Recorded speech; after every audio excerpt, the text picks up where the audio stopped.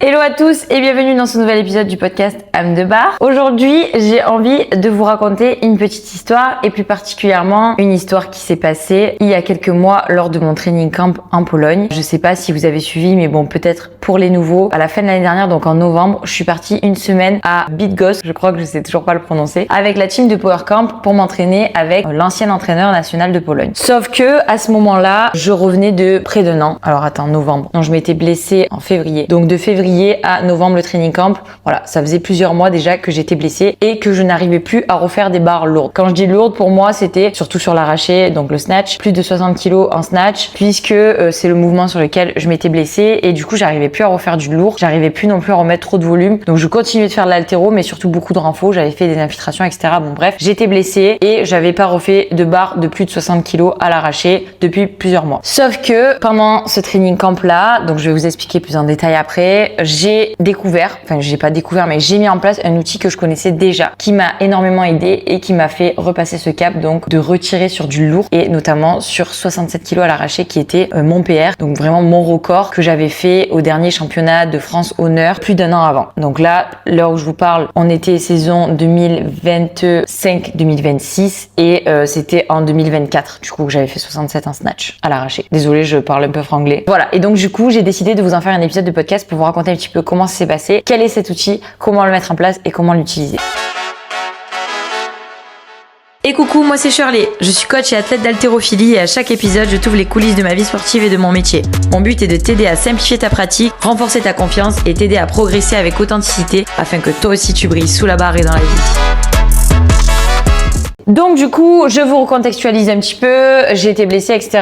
Novembre arrive, une semaine de training camp intensif à Bydgoszcz dans un camp de sportifs qui s'appelle Zawisza, du coup avec l'ancien entraîneur national de Pologne, Piotr, et un de ses athlètes qui nous ont encadrés du coup, moi et le reste de la team de Power Camp, donc des athlètes de Power Camp, donc du coup de Louis Le Guenec, dont je faisais partie. Et le but, voilà, c'était de passer un petit moment tous ensemble, mais aussi surtout de travailler la méthode polonaise autour de l'haltérophilie, de travailler un petit peu la technique. Donc vraiment voilà, une semaine full haltérophilie avec des haltérophiles de haut niveau. Pendant cette semaine de training camp, du coup, on avait double entraînement quasiment tous les jours. Il y a juste un jour où on a fait un seul entraînement, mais sinon voilà, c'était vraiment double séance à chaque fois. Pas forcément travail de lourd, à part sur les mouvements un petit peu de renfort, mais vraiment voilà, on a décomposé la technique. Ils ont une façon bien à eux de tirer en Pologne. C'était super intéressant. Et du coup, le but, c'était que à la fin de la semaine, donc le vendredi, on fasse un test match puisqu'ils ont aussi une super scène avec vraiment le vrai matos officiel de compétition d'haltéro. Et du coup, c'était qu'on se teste un petit peu entre nous, un mini match entre nous, mais dans des conditions réelles de compétition avec du coup les 2 minutes entre les passages, etc.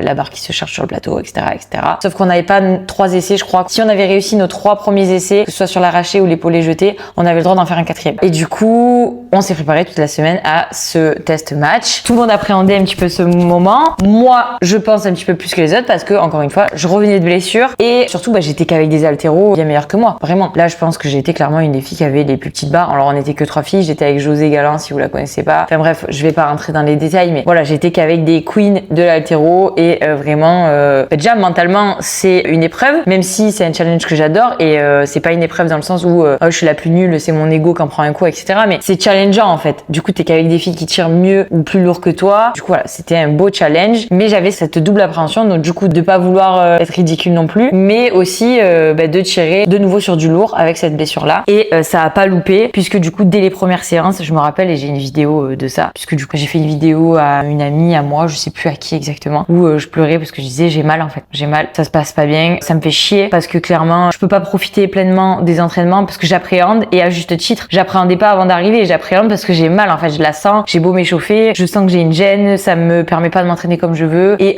je culpabilisais encore plus parce que je me disais putain t'es en Pologne, c'est ton premier training camp, t'es là pendant une semaine full intensif avec des super entraîneurs et tout et tu peux pas faire le taf comme il faut, donc vraiment ça me frustrait fois 1000 et surtout que cette douleur j'en avais marre en fait, ça faisait plusieurs mois que je la traînais et ça me pourrissait la vie et là c'était en train de me pourrir mon séjour, donc vraiment voilà, il y a le mercredi je crois j'ai craqué et j'ai envoyé une vidéo à ma pote en pleurant et donc du coup voilà, cette frustration s'est un petit peu accumulée, j'ai essayé vraiment de la mettre un petit peu de côté pendant les entraînements. Je me souviens pour la première fois utiliser, c'est un peu comme des anti-inflammatoires mais des trucs enfin enfin rien de dingue, mais en fait comme je les utilise jamais, ça m'a grave soulagée. Je l'ai pris 1 ou 2 fois quand il y avait des séances un petit peu plus intenses. C'était des ibuprofènes, je crois. Peut-être que j'ai une connerie, je suis pas très bonne en médicaments. Bref, que j'ai trouvé là-bas dans les espèces de stations-service où ils vendent un petit peu de tout. Il y en avait accessible tout le temps là-bas. Du coup, on en avait d'ailleurs un peu rigolé parce qu'en vrai, on s'est dit les médicaments polonais, il faut peut-être s'en méfier. L'ibuprofène là-bas, il est peut-être x10 de ce qu'on peut trouver en France. Bon, en tout cas, ça a fonctionné, ça m'a un petit peu soulagée. J'ai pu m'entraîner, mais voilà, toujours avec cette petite appréhension et cette petite douleur. Et j'ai essayé de voilà, j'ai craqué une fois et je me suis dit bon voilà, tu vas pas te pourrir encore plus le séjour, passe à autre chose, mais toujours dans un coin de ma tête avec cette petite appréhension du test match du vendredi, évidemment. Du coup, arrive le jeudi soir. Jeudi soir, la veille donc du test match, encore une fois, du vendredi. Et là, je me suis dit meuf, donc j'étais dans ma chambre, tu vas te poser et tu vas prendre le temps pendant quelques minutes de réfléchir, de penser, de mentaliser ta journée du lendemain. Parce que là, clairement, en fait, on s'en fout tes épaules et tout, il y a tout le monde qui est flingué. Les haltéros, ils ont tous eu des blessures à un moment donné dans leur vie. Demain, t'auras pas d'excuses et en fait, t'es venu là pour kiffer. Donc déjà, de un kiff et de deux, tu peux pas rentrer bredouille sans une histoire à raconter à tes potes, en fait. Et puis même, tu dois représenter ta team, tu dois représenter tes athlètes, tu dois représenter tous ces entraînements que t'as fait pendant longtemps. Tu peux pas passer à côté, t'as pas d'excuses. Donc ce soir-là, j'ai fait quelque chose que je ne faisais quasiment pas ou plus à l'époque. Donc vous vous dites, elle va enfin cracher le morceau. Celle-là, qu'est-ce qu'elle a fait? Alors tout simplement, voilà, je me suis posée, j'ai pris un petit carnet et j'ai noté dedans déjà toutes les raisons pour lesquelles j'étais reconnaissante d'être ici, tout ce que j'avais fait qui était ultra cool, les personnes que j'avais rencontrées.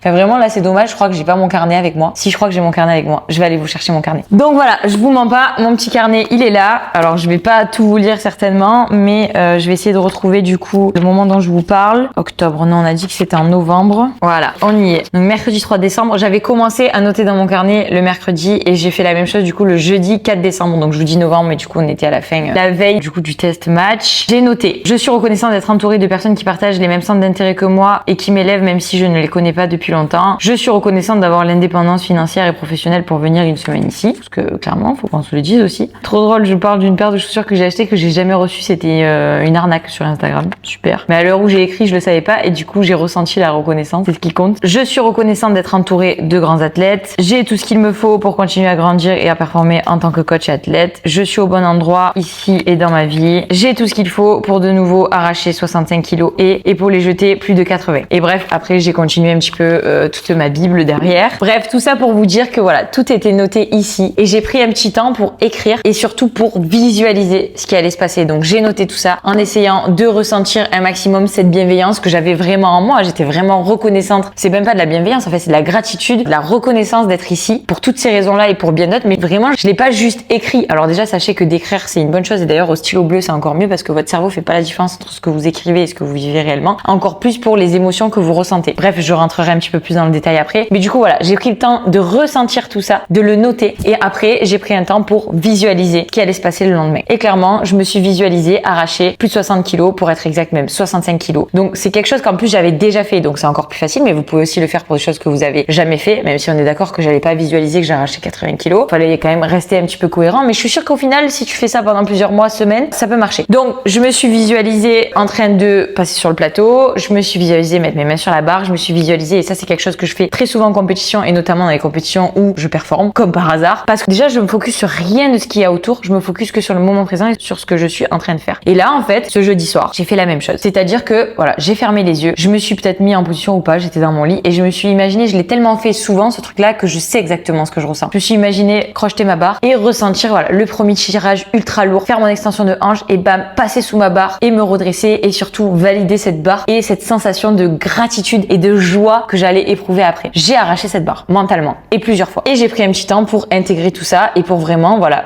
l'avoir vécu avant de le vivre finalement. Et du coup, le lendemain arrive, on s'entraîne un petit peu le matin mais vraiment juste un petit peu de déverrouillage pour se mettre en condition pour l'épreuve d'après. Le test match qui commence le vendredi du coup après-midi après manger. Je crois que j'avais fait une petite sieste ou peu importe. J'ai essayé de me mettre du coup encore une fois dans ma bulle, de continuer de visualiser ce que j'avais à faire. Sans surprise du coup, j'ai été la première à passer, j'ai quasiment fait mes 3 essais d'affilée. J'ai validé du coup 60 kilos première barre, ça faisait très longtemps que je l'avais pas faite. 63 kilos validé et tout était super léger les gars. Mais vraiment, 3e essai 65 kilos, je valide. Et du coup, j'ai eu le droit de faire mon 4e essai. Donc pour ceux qui connaissent un petit peu les règles en compétition, normalement j'aurais pas pu faire cette 4e barre parce qu'on a 3 essais à l'arraché, 3 essais à l'épaulé jeté. Mais du coup, ils m'ont donné le droit de faire cette tentative à 67. Donc j'ai tenté de refaire mon RME, vraiment PR de ma vie. J'ai mis les mains sur 67 et là, je crois que c'est même le plus bel arraché que j'ai fait de cette compétition et depuis très longtemps. Et vraiment, big smile. Je me suis exactement sentie comme je l'avais senti la veille pendant ma visualisation et je me suis régalée. Épaulé, jeté, je suis montée jusqu'à 80 kilos. Je crois que la 83, je l'épaule comme d'hab, j'arrive pas à la jeter. Mais j'étais tellement satisfaite, les gars, j'avais jamais enchaîné 67 plus de 80 kilos. C'était mon meilleur total depuis super longtemps. Vous pouvez le voir, le réel, il est sur mon Instagram. Bref, c'était une sensation incroyable et j'étais tellement fière de moi. Alors oui, j'étais pas la meilleure sur le plateau, mais j'ai refait des barres vraiment pas dégueu, surtout pour mon poids de corps. Et c'était surtout des barres que j'avais pas fait depuis des mois parce que j'étais blessée et que j'avais jamais réalisé le 67 et le 80 dans la même compétition auparavant. Je l'avais jamais fait. Donc voilà, j'étais super fière de moi pour toutes ces raisons et je pense que sur le moment, je me suis même pas, j'ai mis du temps à réaliser que je l'avais visualisé la veille. En fait, quand tu le fais, tu te rends pas vraiment compte et c'est après coup que je me suis dit putain meuf, tu vois, ça a servi ce que t'as fait. Tu t'es vu le faire, t'avais tout ce qu'il fallait pour le faire, tu te l'as mentalisé et tu l'as fait. En fait, t'étais là, t'étais présent, tu savais ce que t'avais à faire, tu savais exactement ce que t'allais ressortir, tu pensais à rien d'autre et c'est passé en fait. Donc clairement, voilà, si je devais vous conseiller un seul outil et c'est quelque chose à faire au quotidien et pas que pour le sport et je le fais pas que pour l'haltéro d'ailleurs, mais c'est la visualisation. C'est un concept ultra puissant, c'est un outil ultra puissant et ça marche pour tout dans la vie. Vous y croyez pas, vous avez qu'à le mettre en place et tester. Je vais vous expliquer du coup pour moi quelles sont un petit peu les notions à connaître. Donc déjà, les choses à savoir, c'est que vous n'avez pas besoin d'être sportif de haut niveau pour le mettre en place dans votre vie. Vous n'êtes pas obligé de le mettre en place, ne serait-ce que pour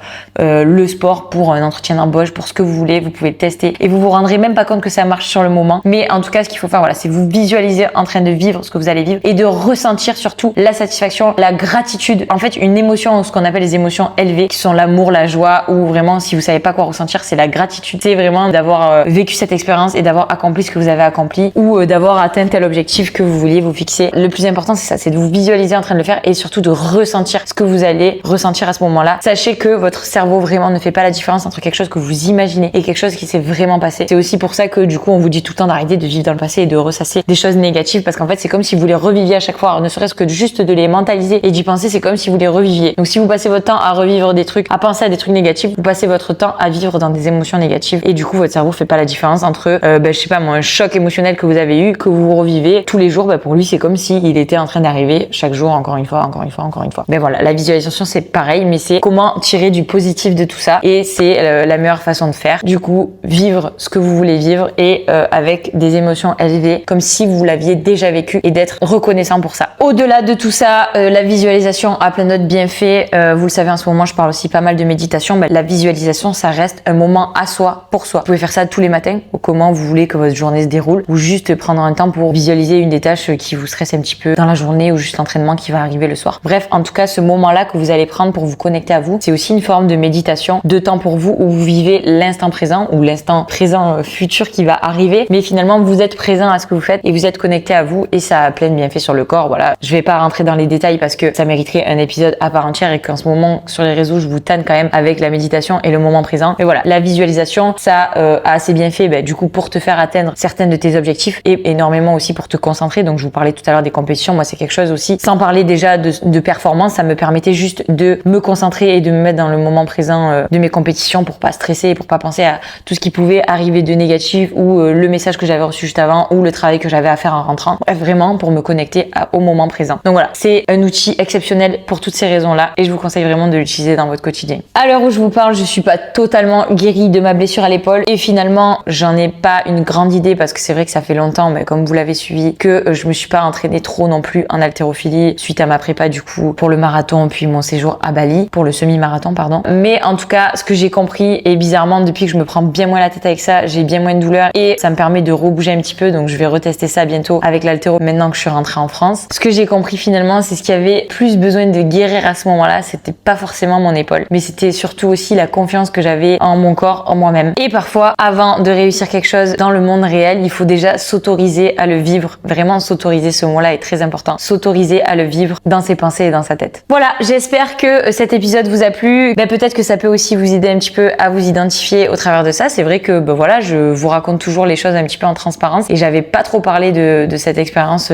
finalement en Pologne lors de ce training camp. Donc voilà, je me suis un petit peu confiée. Je vous ai un peu expliqué que moi aussi, des fois j'ai des doutes, que moi aussi j'ai des peurs, que moi aussi des fois je pleure et comment j'arrive à aller au-delà. Donc voilà, n'hésitez pas à me dire si cet épisode vous a plu et on se dit rendez-vous à la semaine prochaine pour un nouvel épisode et sur Instagram pour du contenu plus régulier.